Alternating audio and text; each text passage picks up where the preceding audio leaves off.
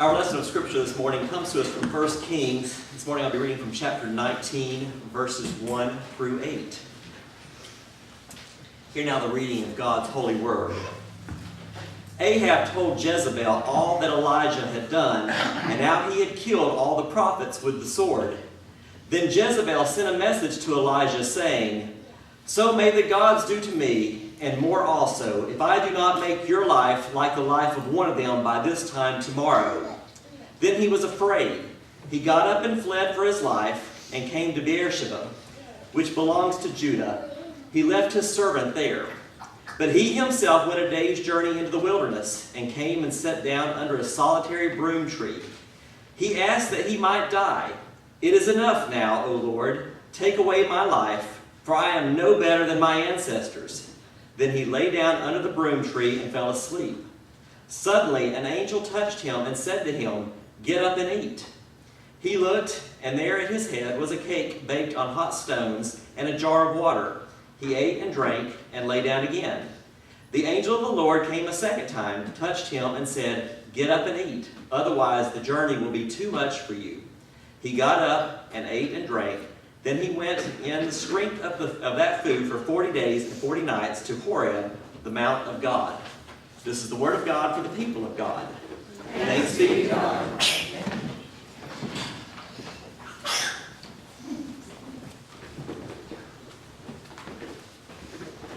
I was out in the car yesterday riding around running errands, and I was listening to game day coverage on ESPN radio.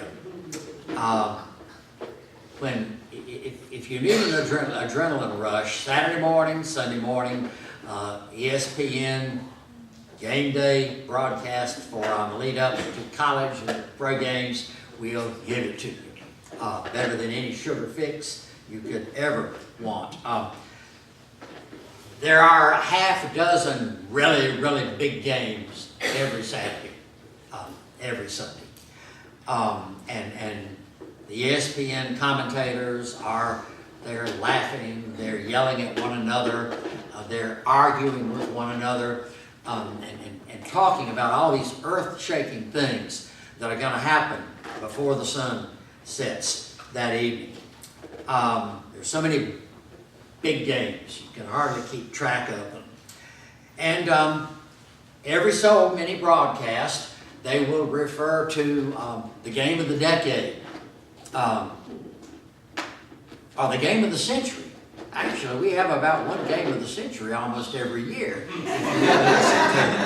And then there are also those games that they describe after the fact as one for the ages, whatever that means.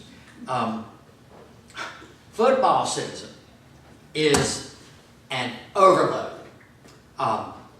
And if you listen to all the commentary, there are all kind of candidates lifted up for title of greatest game ever played, worst game ever played, most exciting game I have ever watched.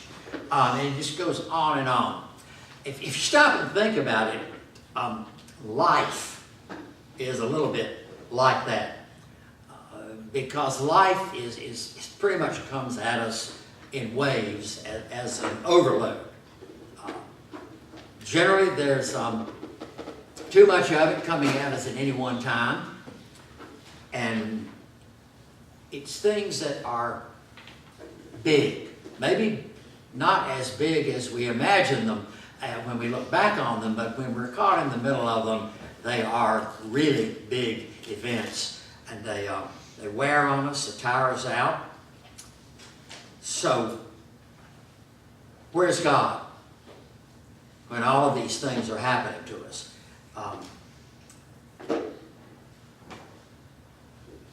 Let's look at Elijah's story. Greatest prophet who ever lived. This is the story that Mike just read of the worst day of his life. How it began, how it ended. Queen Jezebel, she is my hands down nomination for worst woman in the Bible, ever. She's in a rage. And Elijah is the point of it. She has threatened him. She's put a price on his head. She's taken out a contract on his life. And she has gone after him with a vengeance. The mafia had nothing on Jezebel. In fact, they might have read Jezebel's book, Taking Care of Business. And this is where we pick up this morning's scripture. Elijah and his servant have taken off on a dead run to get away from Jezebel. They're fleeing Israel. They go into Judah, into the town of Beersheba. And Elijah leaves his servant there. Elijah figures that he only has hours to live. He kind of likes his servant, so he leaves him in the town and probably tells him, if I were you, I'd shave my mustache. I'd get a different turban. I'd go to the souvenir shop and buy an I Love Jezebel t-shirt, and just try to blend in with the crowd. And then he leaves him, and he crosses the border out of Jezebel's territory and goes out into the desert.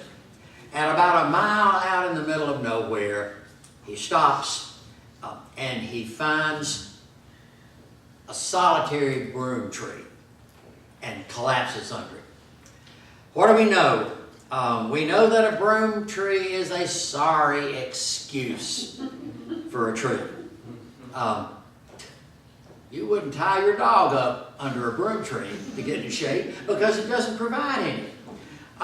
The foliage is pretty flimsy, but it was the only tree around. And so Elijah is out of time, he's out of energy, the fight's gone out of him. And the last luxury there is in life for him is a little bit of shade under this sorry excuse for a tree. And so that's where he goes to lie down and just quit. And he lies there and he speaks to God. It's a prayer. It is enough. Now, Lord, take my life, for I am no better than my fathers. Amen. That's the 7th century BC equivalent of what sometimes we catch ourselves saying today. Will somebody please just shoot me and get it over with? That's what was going on with Elijah. No matter 7th century BC, 2018, the feelings are the same when we get caught in those kind of situations. We reach a point of physical exhaustion, emotional fatigue, and that sense of what's the use? I've had it. It's when we hit the wall and the wall doesn't give, and we make another run at the wall, and instead of us putting a dent in the wall puts a dent in us. It's when we're up against it and think we've absolutely reached our limit, and that one more thing happens that we have to deal with that is the last straw that pretty much threatens to break the camel's back. It's when we try and try and try, and to our eyes, nothing seems to come out of it. It's physical and emotional exhaustion in the face of relentless frustration and stress. It's from the pounding we take in life that sometimes literally just drives us to our knees, and then we go on and collapse and just go all the way down and think about not moving anymore. That's where Elijah was. Hard to think about the greatest prophet who ever lived being in that kind of shape, but this was his moment.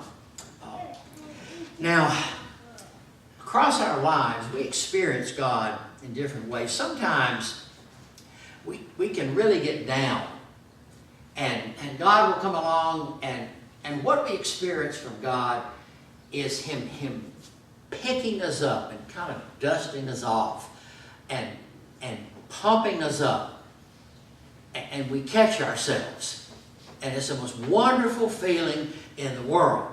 And sometimes God just lets us lie. That's what He did with Elijah.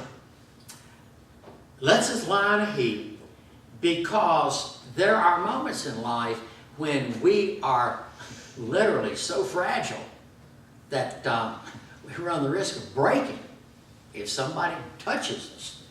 And that's when we see the gentler side of God, who manages to get a lot more out of us from a nudge than He does from a shove. There are times when the most powerful force can be experienced in the most gentle touch. What does that involve when God treats us that way? It's an invitation from Him for us to rest, to recuperate, to regroup. It comes with something to sustain us, not very much. With Elijah, something for the body, jug of water, loaf of bread, and it comes with something for the soul. Touch of an angel. And then God left him alone for a while. If you've been there, you understand what I'm talking about. That overload sensation. The feeling of just being slammed up against the wall by life. Being dealt a card off the bottom of the deck by life. Being sucker punched by life when you weren't looking, weren't expecting it, didn't want it. It's not a good place to be. But sometimes life puts us there. There are things that are beyond us. And whenever we start to feel too good about ourselves and our abilities to shape life to suit ourselves, all we have to do is stick around for a little while, and that awakening comes, that the awareness of just how vulnerable we are and how fragile we can be. And there is, with that, an awareness of just how many things in life there are that are beyond us, but not beyond God. There are thresholds, and we reach them and we can't cross them, but God can move back and forth across them. There are burdens so heavy that they may literally drive us to our knees. And what we come to understand is that God is the only one who can put us back on our feet.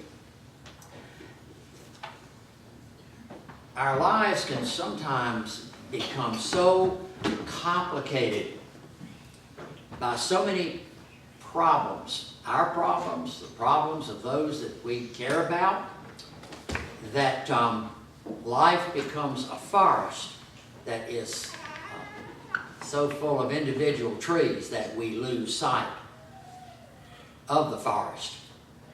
And that means we lose sight of God. And there is a point for all of us where spiritual, mental, emotional fatigue sets in, and only God can help us recover from that. Now, God doesn't fix everything in the short term, but God is with us in the short term. Let me say that again. God doesn't fix it always in the short term, but God is with us in the short term. And I would point out, I point it out to myself every so often, if God wasn't going to fix it for Elijah in the moment, the greatest prophet who ever lived, why am I entitled to think that God may fix it for John in the short term?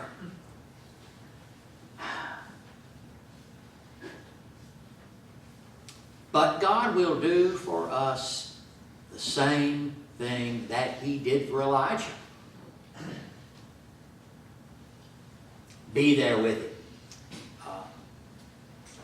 Sometimes God does more than that. Sometimes God lifts us, picks us up, and puts us back on our feet. And sometimes God just kind of gets close to us and reminds us that He's there and waits us out. Whichever way it is God with us. And we come to realize as we grow and mature in our faith that God being with us in a quiet, non-touching kind of way is really sufficient. God isn't there to change all the circumstances of our life, but God is there to be with us as we work our way through some things in life that can be awfully hard. Our first choice, you, me, all of us, our first choice is for God to fix it. And we ask. Jesus said ask. And we do. It's not for us to presume what God may or may not do in response to our request. But our first choice is always for God to fix it. But God's choice sometimes is just to slip up beside us and whisper in our ear and say, I'm here. And you matter, and I'm going to be with you through all of this. And that, for a person of faith, is sufficient.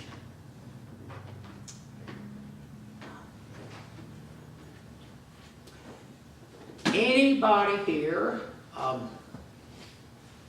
besides me, that needs to hear that every so often? I've got to believe there is. And the other thing that I've got to believe is that there are people this morning who aren't here, haven't been around this church or anybody's church for a long time because somewhere back along the line they packed it in with God. Had enough of it, done with it. When things didn't work out according to their wishes, that God would fix it, in their lives. They would have been better off if they had walked out and looked up at the sky and prayed Elijah's prayer. Okay, I've done it your way, and this is what I've got to show for it. I'm done. Go on. Take my life. I am through. Amen. Because they prayed that prayer, God had the chance to speak back to them. Some people have never felt like they could come clean with God about the dirty deal they felt like they were experiencing from Him. And God never had a chance to say, hey, you hang in there. I'm close by. It's not on our way. Never has been, never will be. But